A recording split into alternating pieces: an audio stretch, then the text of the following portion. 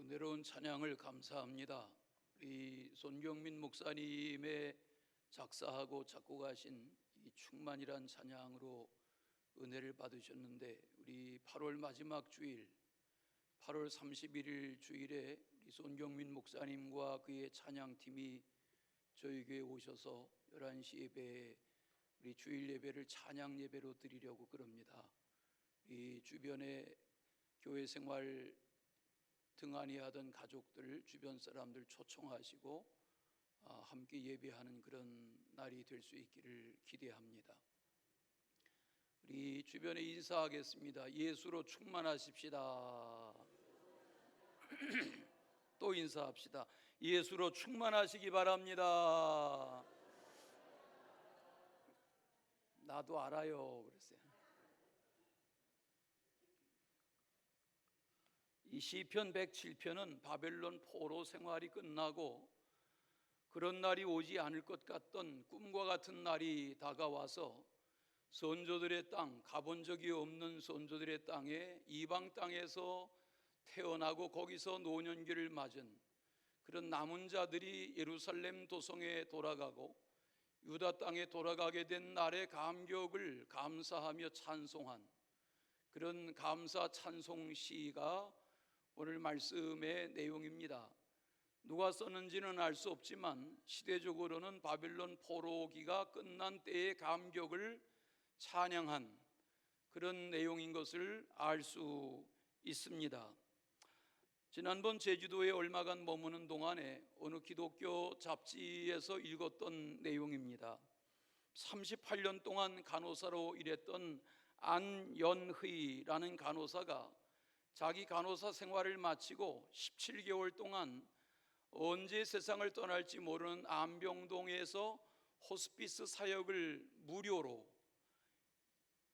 섬기면서 그때 받은 은혜의 감사 기록을 이렇게 남긴 것을 대합니다. 그토록 일상에서 보기 원했던 존엄사를 보게 하시고 섬기게 하시니 감사합니다.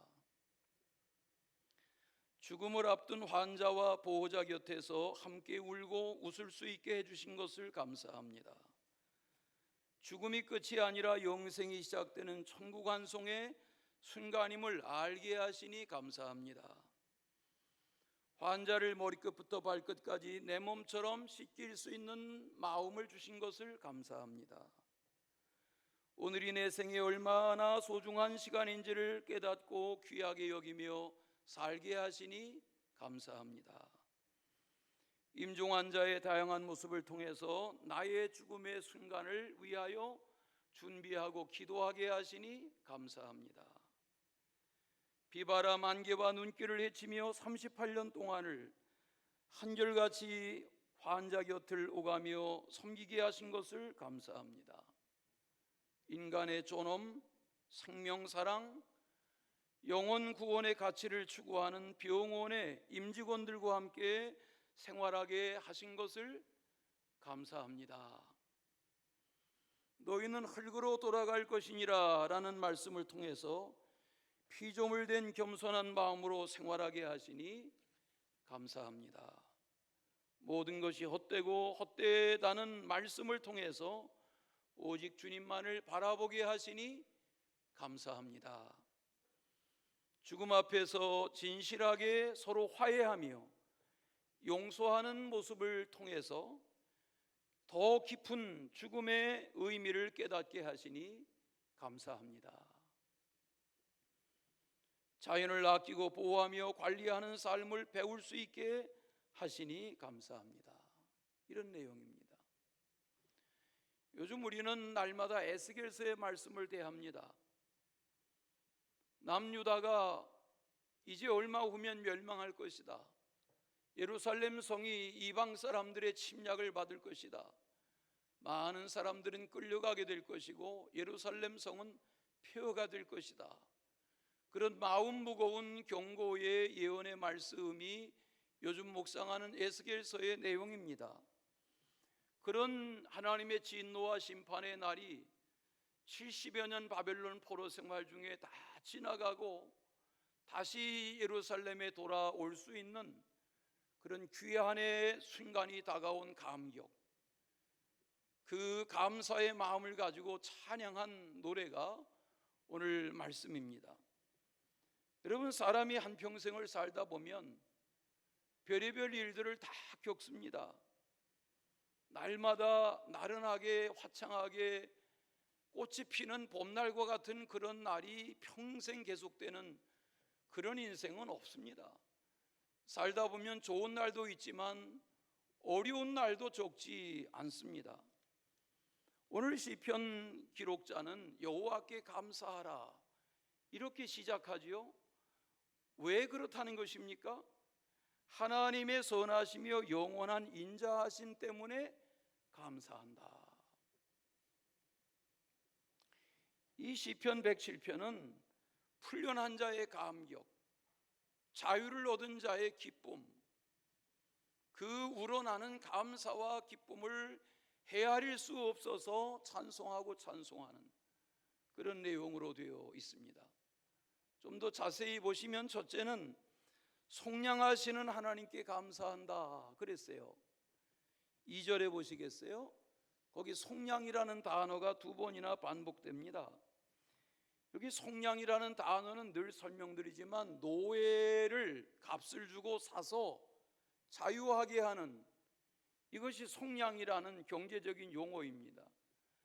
화면에 세 단어를 띄워드릴 텐데 속량, 대속, 구속, 이거 성경에만 나오는 단어죠. 여러분 사회생활 하시면서, 직장생활 하시면서, 경제활동 하시면서 이런 용어를 쓰시는 경우는 전혀 없지요. 그러나 성경은 이런 표현들, 더 띄워주세요. 이런 표현들, 속량이라든지 대속이라든지 구속이라는 말은 같은 뜻입니다. 내게 지어진 이 채무를 일순간에 탕감했다, 해결했다, 그런 말입니다. 이게 속이라는 말이 단어마다 다 들어있는데 이 속이라는 단어가 갚는다는 말입니다. 여러분 사시기는 사시는데 여러분의 집을 은행이 가지고 있는 집들이 있으시죠? 그건 사실 내 집이 아니죠. 평생 은행에 돈 갖다 바치고 겨우겨우 월세처럼 사는 거죠. 그게 다 해결되려면 월급 생활하는 분들에게는 허리가 휘죠. 긴축 재정을 해야죠. 속량이라는 말은, 대속, 구속이라는 말은 예수님이 십자가에 죽으실 때 하신 마지막 말씀, 다 이루었다라는 이 테텔레스타이라는 말이 다 갚았다, 경제적으로 해결할 수 없는 일을 다 해결했다, 그런 뜻입니다. 어둠을 이기는 것은 빛이지요, 죽음을 이기는 것은 생명이지요, 사망을 이기는 것은 영원한 이 생명의 권세죠. 이것이 이 속량, 대속, 구속 이런 표현 속에 담겨 있는 은혜의 말입니다. 우리는 요셉을 압니다. 야곱의 11번째 아들입니다. 10명의 배다른 형들의 미움을 받았고 애굽에 팔려갔습니다. 노예의 신세가 됐습니다. 그런 긴 세월을 뒤로하고 그는 꿈처럼 13년 후에 왕 앞에 섰습니다. 왕의 꿈을 해석하고 바로 왕의 어인 반지를 넘겨받는, 왕의 총애를 받는 애굽의 실권자가 됩니다. 80년 총리로 지냅니다. 그가 출세했기 때문에 그의 삶이 돋보이는 것이 아니라 요셉은 노예였지만 하나님이 그와 함께 하심으로, 하나님이 그와 함께 하시는 것을 알므로 죄를 멀리하고 하나님의 기대하시는 삶을 살던 중에 하나님이 그를 존귀하게 하신 것입니다. 대속의 은혜는 그런 것입니다. 우리는 이 세상을 살아가며 무엇을 감사하고 언제 기뻐하며 사는가 스스로에게 물어보십시오. 예수 그리스도 안에서 죄사함의 은총, 이 속량의 감격, 속량의 은혜, 이것은 깨달은 이들만이 아는, 설명할 수 없는 그런 은혜입니다. 이번 몇 명의 학생들이 500여 명이 같이 전국 교회에서 모이는 큰 청소년 캠프에 다녀왔습니다. 어젯밤 시간에 질문해 봤습니다. 어땠어요? 말씀이 좀 길었어요.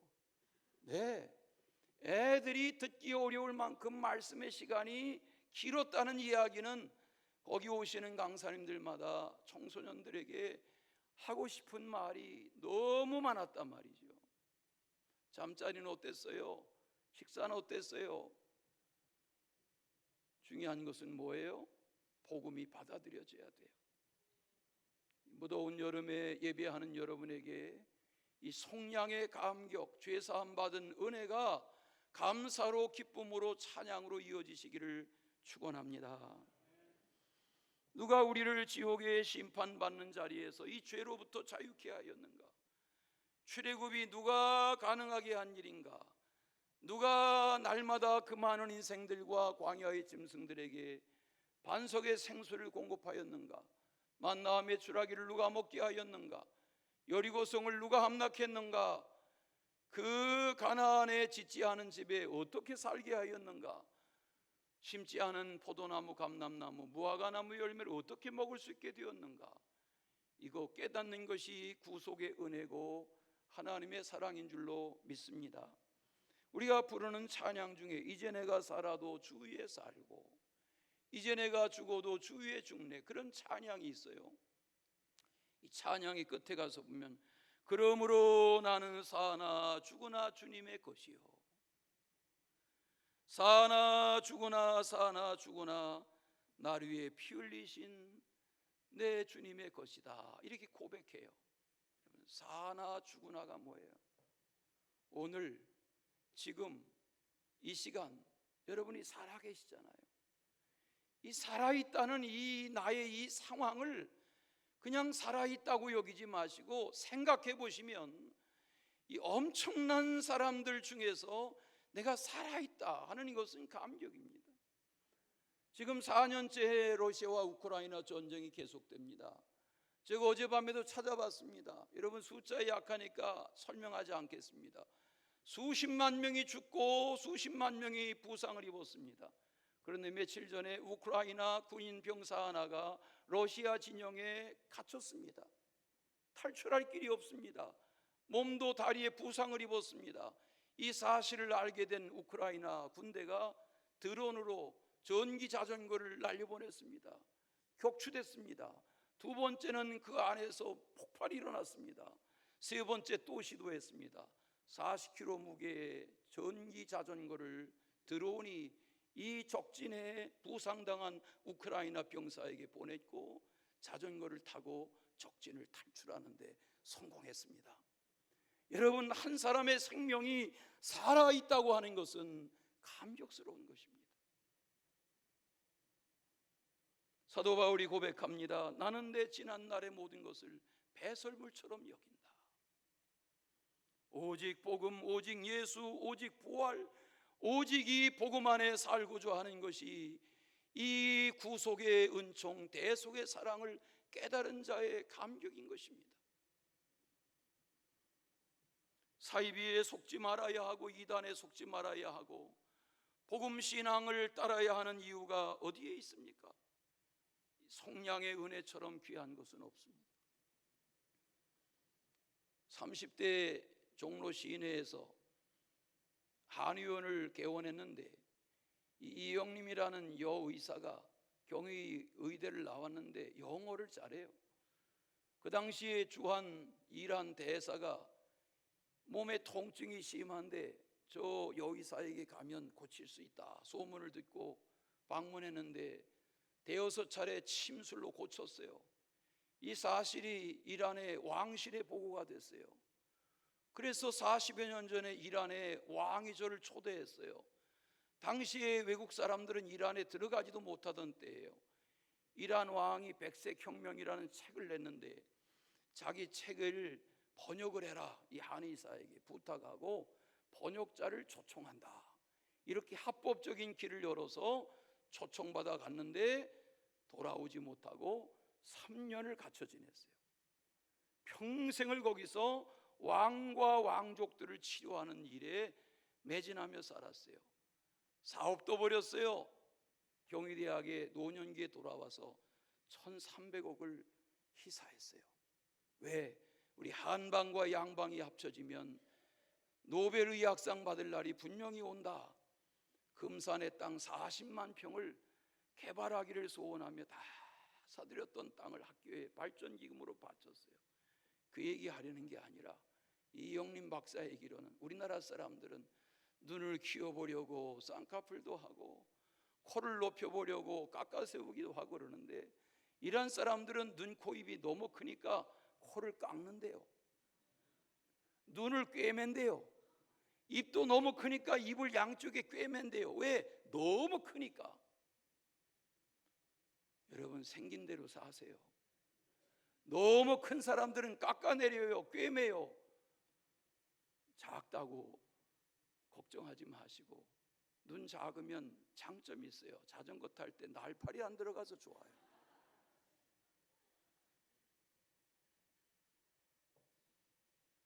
황금만능 시대를 살아가는 여러분이 돈 하지 마시고, 어떻게 이 포로의 땅에서 돌아올 날이 주어졌나 감격하며 감사하며 기뻐하는 그런 대속의 은혜가 넘쳐나시기를 축원합니다. 두 번째는 부르짖음을 들으시는 하나님께 감사했다 그랬어요. 사람이 언제 부르짖어요? 어린 아기들이 울면 엄마가 고단해도 한밤중에 아기를 돌봐요. 아기의 울음소리는 자기의 표현의 전부니까요. 우리가 하나님 앞에 언제 부르짖어요? 말할 수 있는데, 기도할 수 있는데 말로 기도가 안 나와요. 그러니까 우리 하나님 앞에 울며 통곡하며 애곡하며 부르짖는 거예요. 하나님의 그 부르짖음을 외면하실까요? 사랑의 하나님이신데 우리가 부르짖는 인생의 부르짖음을 아버지가 외면하실까요? 못 들은 척 하실까요? 우리 부르는 찬양 중에 내 부르짖음 들으시고 감싸 주시는, 이렇게 찬양하잖아요. 부르짖으면 인생의 부모라도 돌아보는 것처럼 하나님 아버지가 백성들의 부르짖음을 들어주시는 줄로 믿습니다. 성경을 잠깐 보시겠어요? 107편에 보시면 6절과 13절, 읽지 않은 19절, 28절에 똑같은 표현이 나와요. 이에 그들이 근심 중에 여호와께 뭐하매? 부르짖음에 그들의 고통에서 건지시고 그랬어요. 그 다음 절에도 보니까 환난 중에 고통 중에 부르짖음에 하나님이 구원하시고 인도하여 내셨다고 그랬어요. 부르짖는 거예요. 하나님 아파요, 하나님 배고파요, 하나님 억울해요, 하나님 답답해요, 하나님 속상해요, 하나님 견딜 수가 없어요. 부르짖다 보면 하나님은 우리의 하소연을, 부르짖음을 들어주세요. 하나님은 부르짖는 백성들에게 귀 기울여 주시는 줄로 믿습니다. 말씀대로 보시겠어요? 부르짖었더니 하나님은 고통에서 건져주셨어요. 바른 길로 인도해 주셨어요. 거주할 성읍을 주셨어요. 흑암과 사망의 그늘에서 건져주셨어요. 얽매이는 결박으로부터 풀어놓아 주셨어요. 논문도 깨트리시고 쇠빗장도 꺾으셨다고 그랬어요. 하나님은 사랑하는 자들을 위하여 고난과 고통과 낭만과 절망으로부터 건져주시는, 이게 하나님의 은혜예요. 말씀을 읽다 보니까 20절에 이랬어요. 말씀을 보내셔서 고치시고 위험한 지경에서 건져주셨다 그랬어요. 오늘 이 시간에 말씀이 들려지시기를 바라요.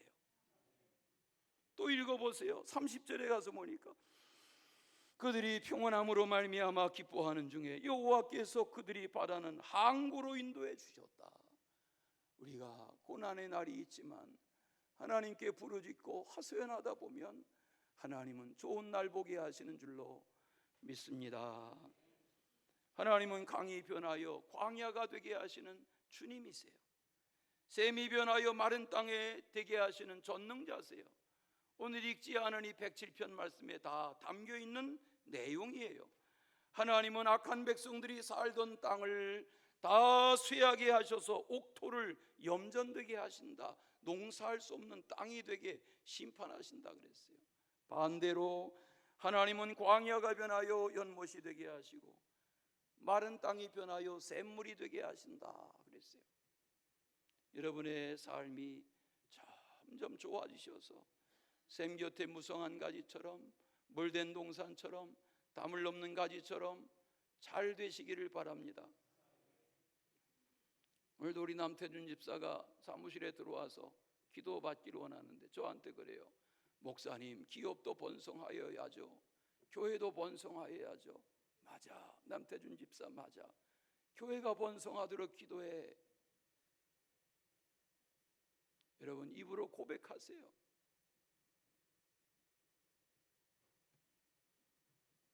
오늘 말씀을 좀 더 보세요. 성경을 보세요.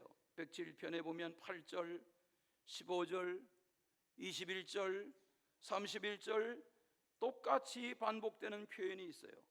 우리 8절을 같이 한번 큰 소리로 읽겠습니다. 여호와의 인자하심과 인생에 행하신 기적으로 말미암아 그를 찬송할지로다. 아멘. 이 말씀이요, 오늘 이 본문의 15절, 21절, 31절에 똑같은 표현이 4번이나 반복되어 나와요. 왜 그래요? 하나님을 지금 감격해서 찬송하는 거예요. 여러분, 예배당에 오셔서 찬송 부를 때 겨우 따라하지 마시고 일상생활 속에 찬송이 있으시기를 바랍니다. 자신의 삶의 찬송이 계속될 때, 하나님이 바벨론이 멸망하고 메대가 멸망하고 바사 나라가 세워지고 고레스 왕이 세워졌는데 오늘날 고레스에게 꿈에 하나님이 나타나서 말씀하세요. 그리고 하나님의 말씀을 그대로 선포하게 하세요. 고레스 왕이 선포해요. 이스라엘의 하나님이 참신이시다.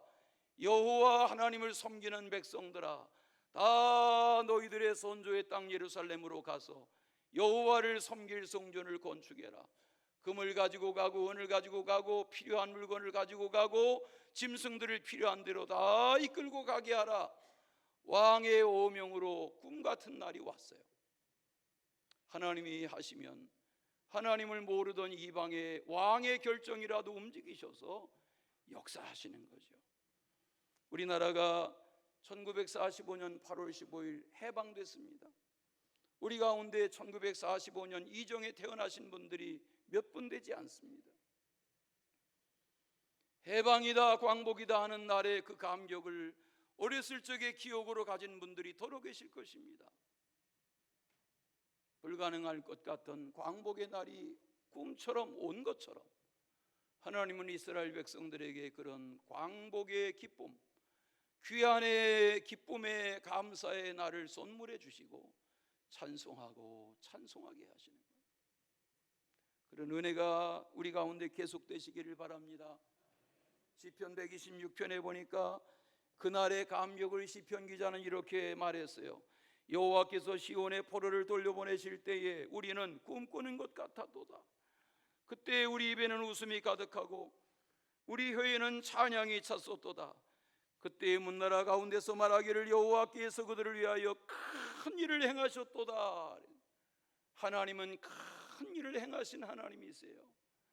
하나님이 사람의 몸을 입고 오세요. 못 보는 사람을 보게 하세요. 못 듣는 사람을 듣게 하세요. 못 걷는 사람을 걷게 하세요. 나병이 깨끗해지게 하세요. 죽은 자를 살리세요. 이게 뭐예요? 무리를 걸으세요. 물고기 2마리로 보리떡 5개로 그 많은 무리를 먹이세요. 이게 뭐예요? 주님의 하시는 큰 일이에요. 여러분이 호흡하며 이만한 건강으로 살아가시는 이 모든 것이 하나님의 은혜로 여기고 감사하시기를 바랍니다. 시편 34편에 보면 10절에 젊은 사자는 궁핍하여 줄일지라도 여호와를 찾는 자는 모든 좋은 것에 부족함이 없게 하신다 그랬어요. 하나님은 우리의 삶을 좋게 하시는 하나님이신 줄로 믿습니다. 마지막으로 영혼을 좋은 것으로 만족하게 하시는 하나님이라 그랬어요. 정상적인 부모라면 자녀에게 좋은 걸 주기를 원해요. 하나님은 우리의 삶에 좋은 것, 귀한 것 먹이시고 입히시고 공급하기를 원하시는 주님이신 줄로 믿습니다. 로마서를 읽다 보면 로마서 8장 32절에 자기 아들을 아끼지 아니하시고 우리에게 아들을 내어주시니가 그 모든 것을 더하여 주시지 않겠느냐 그랬어요. 이 무슨 말이에요? 하나님이 우리를 사랑하셔서 아들의 생명도 주셨는데 우리가 하나님 앞에 원하고 바라는 것을 무엇을 금하시겠어요? 하나님은 좋은 것 주기를 원하시는 주님이신 줄로 믿습니다. 제가 저지난주에 가지 이야기했죠. 알아맞혀 보세요. 부종이 완화되고 이뇨작용에 좋고 장 건강에 좋고 소화력이 향상되고 향산화 작용, 피부 보호, 노화 방지에 뛰어난 베타카로틴, 혈관 건강, 혈압 조절에 좋은 폴리페놀, 면역력 강화, 염증 완화, 체중 관리, 포만감 유지, 칼륨 식이섬유 풍부, 비타민 C가 풍부, 뼈 건강과 골다공증의 예방에 좋은 칼슘이 풍부한 이것은 무엇입니까? 호박잎입니다. 여러분, 먹을 거 없던 우리의 선조들이 돌담에서 호박잎 몇 장 뜯어다가 그거 데쳐서 거기다 된장 발라서 보리밥, 그것도 보리밥을 소쿠리에 담아 놓고 배보자기에 그렇게 쓱쓱 된장 발라서 가난한 서민들이 여름을 그렇게 해서 오이냉국 놓고 먹었습니다. 임금의 수라상입니까? 그것으로 이 나라 문전옥답을 다 개간하고 오늘날 이만한 민족을 만든 것입니다. 돈 주고 사야만 보약입니까? 하나님이 우리에게 누리게 하시는 모든 것이 보약이에요. 아이고, 촌스럽게 호박잎을 먹어. 안 해요. 하나님의 말씀을 제가 늘 말씀드리죠. 신약과 구약의 말씀을 차근차근 대하세요. 요즘 에스겔서 이제 12장이에요. 아직도 한참 남았어요. 읽기가 부담스러워요. 그러나 그 말씀 속에 나를 나되게 하시는 말씀의 검이 담겨 있어요. 은혜로운 8월 되시기를 바랍니다. 오늘 말씀의 1절을 보세요. 여호와께 감사하라. 그는 선하시며 그 인자하심이 영원함이로다. 오늘 말씀의 8절을 또 보세요. 여호와의 인자하심과 인생에게 행하신 기적으로 말미암아 하나님을 찬송할지어다. 하나님을 찬송하는 일을 게을리하지 않는 그런 은혜의 나날 되시기를 축원합니다. 사랑의 하나님, 감사합니다. 저희들에게 복음을 알게 하셨고 하나님의 사랑받는 자녀의 삶을 살게 하시니 감사합니다. 영광을 받으시며 은총을 베푸시고 긍휼과 자비를 더하여 주시옵소서.